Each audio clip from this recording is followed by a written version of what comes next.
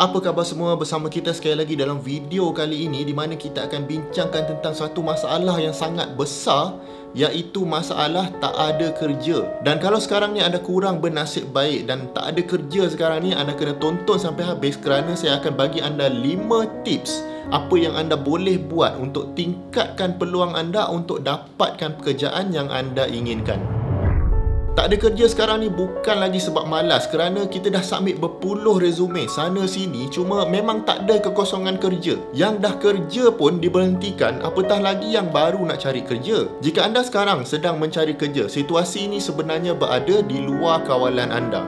Ada beberapa business owners yang saya kenal, memang mereka sendiri tak boleh survive kalau tak kurangkan pekerja. Lagi-lagi business yang tak simpan cash reserve yang banyak ataupun mereka memang tak menabung. Jadi bila berlaku kes seperti COVID, kontrak-kontrak yang makan tahun untuk negotiate terpaksa cancel.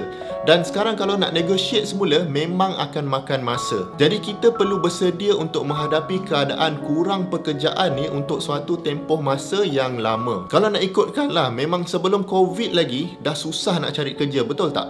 Bila berlakunya pandemik ni, maka makin berganda-ganda lah isu tak ada pekerjaan macam ni. Jadi dalam video ni saya akan kongsikan beberapa tips yang anda boleh buat sementara menunggu ekonomi kembali pulih dan meningkatkan peluang anda untuk terus dapat pekerjaan. Tips ni saya dapat dari pelbagai sumber, terutamanya dari business owner, sebab mereka ni lah yang akan buat keputusan sama ada nak ambil pekerja ataupun tak. Jadi penting untuk kita faham apa yang mereka tengok dalam diri seorang calon sebelum diambil bekerja. Isunya sekarang, bila ekonomi makin pulih, anda akan bersaing dengan ramai orang untuk kerja yang sama. Jadi masa ni lah anda kena persiapkan diri anda sebaik mungkin supaya bila tiba masanya nanti, anda dah cukup bersedia untuk pergi ke interview dan impresskan bakal majikan anda.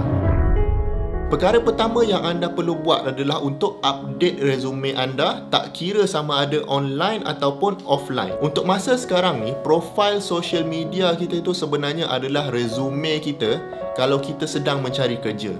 Sebagai contoh, anda kena pastikan yang anda mesti ada akaun LinkedIn dan pastikan profil anda sentiasa dikemas kini. Masukkan ke semua projek yang anda pernah buat sewaktu belajar dulu. Kadang-kadang kalau resume hard copy ni, kita segan sikit nak masukkan projek-projek kecil. Tapi dalam online profile anda, kena ketepikan rasa segan tu dan masukkan semua projek yang anda pernah buat, terutamanya projek yang berkaitan dengan kerja yang anda nak tu. Dan bukan tu saja, sepanjang anda tak ada kerja ni, kalau anda ada buat apa-apa projek, tak kiralah jual air kelapa ke, ambil upah kemas rumah orang ke, tak kira apa pun yang anda buat, masukkan saja dalam online profile anda. Pastikan profil anda tu sentiasa penuh dengan benda-benda positif yang anda buat sementara belum mendapat pekerjaan. Sebab apa online profile ni sangat penting adalah kerana majikan sekarang sangat memilih pekerja. Dan memang besar kemungkinan mereka akan cek social media anda untuk kenali siapa diri anda dengan lebih mendalam. Jadi kalau anda suka post benda-benda yang berfaedah dan sebarkan benda-benda yang positif di laman sosial anda, lagi tinggilah kemungkinan untuk diambil bekerja berbanding dengan orang yang tak ada pun profil mereka di laman media sosial. Okey, perkara kedua yang anda boleh buat sewaktu mencari kerja ni adalah belajar skill-skill yang baru. Tak kiralah apa-apa skill pun, asalkan benda yang anda minat. Mungkin anda minat tengok orang main muzik, jadi anda boleh start dengan belajar main gitar ataupun keyboard. Mungkin anda minat tengok orang buat robot, so anda bolehlah belajar sedikit pasal robotik secara online. Ataupun anda boleh juga belajar programming atau buat program yang simple.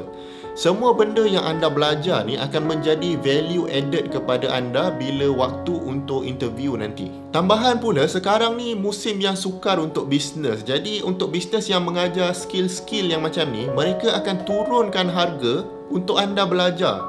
Jadi ambil kesempatan ni untuk belajar sebanyak mana yang anda mampu. Untuk skill macam programming ataupun graphic design macam Photoshop atau sebagainya, anda boleh saja nak belajar secara percuma dengan cara tonton tutorial di YouTube.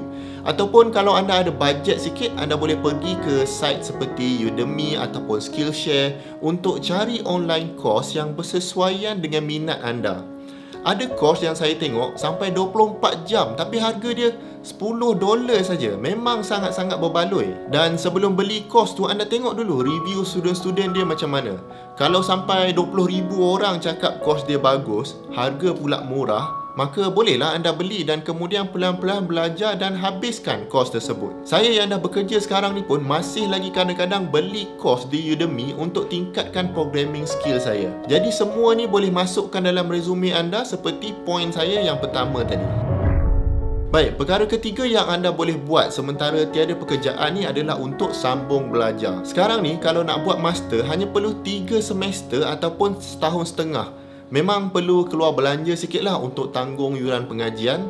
Tapi kalaulah ada masa yang paling baik untuk sambung belajar, sekarang ni lah masanya. Saya sendiri ada ramai kawan-kawan yang diberhentikan kerja disebabkan company dah tak mampu nak bayar gaji mereka. Dan ramai juga yang dah sambung belajar untuk dapatkan master degree mereka. Ada dua kelebihan yang ketara saya dapat tengok dari kawan-kawan saya yang sambung master degree ni. Yang pertama, obviously lah mereka ada ijazah kedua, tak kira lah dalam bidang engineering ataupun MBA. Jadi pengetahuan mereka ni lebih luas dan bila apply kerja pun akan ada kelebihan berbanding dengan calon lain yang tak buat apa-apa semasa tak ada kerja. Kelebihan yang kedua pula yang saya rasa lebih penting adalah mereka sekarang berfikir di aras yang lebih tinggi. Kalau dulu mereka lihat peluang pekerjaan ni, kalau belajar engineering mesti nak kena kerja jadi engineer kan. Tapi bila dah buat master, mereka lebih terbuka dengan peluang pekerjaan yang lain. Contohnya sekarang ada kawan saya yang buat kelas online lah, ada yang jadi financial advisor, ada yang buat investment dan sebagainya. Jadi kalau anda sedang mencari pekerjaan tapi masih belum jumpa lagi, bolehlah anda pertimbangkan untuk sambung belajar. Untuk tips yang keempat ni pula, anda boleh gunakan untuk mencari pendapatan sementara menunggu untuk dapat kerja. Caranya adalah dengan mendaftarkan diri anda untuk buat freelancer secara online. Cuba anda tengok site seperti fiverr.com dan juga upwork.com dan daftarkan kemahiran anda di situ. Sebagai contoh, anda mahir guna Photoshop untuk edit gambar. Jadi anda boleh listkan servis anda dan letakkan harga yang murah saja pada awal-awal ni. Jadi orang yang perlukan servis anda tu akan nampak profil anda dan mereka akan kontak anda kalau ada kerja. Tujuan kita letakkan harga murah-murah ni pada awal-awalnya adalah untuk bina kita punya portfolio kerja. Bila dah banyak job dapat dan dapat review yang positif pula dari customer, barulah boleh letak harga yang lebih tinggi sikit sebab kemahiran anda pun dah bertambah. Kalau anda perasan, poin keempat ni ada kena mengena dengan poin kedua tadi, iaitu belajar skill yang baru. Okey, jadi dengan belajar skill yang baru, anda boleh tambah lagi offer kemahiran anda untuk klien-klien anda. Ada banyak freelancer yang saya perasan di website tu dah jadikan freelancing ni sebagai kerja yang tetap. Ada sekarang yang boleh minta upah sehingga $1,000 sejam. Anda bayangkan berapa banyak dia dapat kalau dia kerja 10 jam. Dah $10,000 kan dalam RM40,000. Banyak kan? Yang bestnya saya tengok dia sentiasa ada klien. Maknanya memang dia offer servis yang sangat bagus sampai semua orang cari dia dan sanggup bayar harga yang sangat tinggi. Kalau anda fikirkan, kalau anda sekarang tengah bekerja, mungkin tak ada masa lah nak buat semua benda ni. Jadi sebenarnya tak ada kerja ni pun adalah peluang bagi anda untuk cuba jana income dengan cara yang lain pula. Bila dah buat ni semua, bolehlah masukkan dalam resume anda. Barulah majikan anda nanti kagum dengan apa yang anda buat.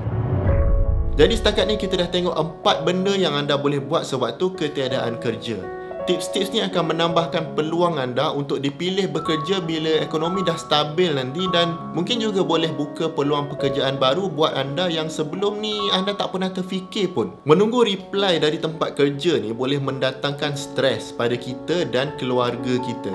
Jadi kita sendiri kena pandai manage dan buat sesuatu yang konstruktif semasa menunggu jawapan dari tempat kerja. Dan ini membawa kepada poin saya yang kelima. Untuk perkara kelima, bagi saya agak jelas tetapi tetap saya nak kupas sedikit, iaitu anda mesti jaga kesihatan diri sewaktu ketiadaan kerja. Sebabnya mudah saja, kalau badan anda sihat, minda anda akan sihat dan bila minda akan sihat, pastinya anda boleh berfikir dengan baik untuk mengatur strategi anda dalam mencari pekerjaan. Jadi jaga pemakanan anda dan kekalkan gaya hidup aktif sampailah anda dapat pekerjaan idaman anda. Badan yang sihat juga membolehkan anda sentiasa berfikiran positif sewaktu mencari kerja. Keluarga anda pun tak adalah risau sangat dengan keadaan anda, betul tak? Sebab kalau kita hantar resume tapi company buat senyap je, kita email pun dia tak reply, boleh terganggu juga emosi kita ni. Jadi kalau badan kita pun tak sihat, silap-silap boleh jadi kemurungan. Jadi walaupun nasihat jaga kesihatan ni nampak simple, tapi sebenarnya memainkan peranan yang amat penting. Jadi sampai sini saja perkongsian saya pada video kali ini. Saya harap rakyat Malaysia semua tabah dalam mengharungi detik-detik yang mencabar sekarang. Dalam setiap yang berlaku tu mesti ada peluang baru yang terbuka. Jadi kita kena sentiasa aware dan bersedia untuk ambil peluang tu. Kalau peluang ni belum datang, kita siapkan diri kita dengan ilmu dan pengalaman yang sepatutnya supaya kita jadi bersedia bila peluang tu datang. Jadi apa pandangan anda tentang video ni? Ada lagi tak yang saya terlepas? Kalau ada, jangan lupa komen di bawah ni. Dan pada anda yang baru terjumpa channel ni, kalau anda dah dengar sampai sini, maknanya anda suka dengan perkongsian-perkongsian yang macam ni. Jadi bantu channel saya dengan 2 klik. Klik butang like dan klik butang subscribe supaya lagi ramai yang akan jumpa video ni. Jumpa lagi di video yang akan datang. Assalamualaikum.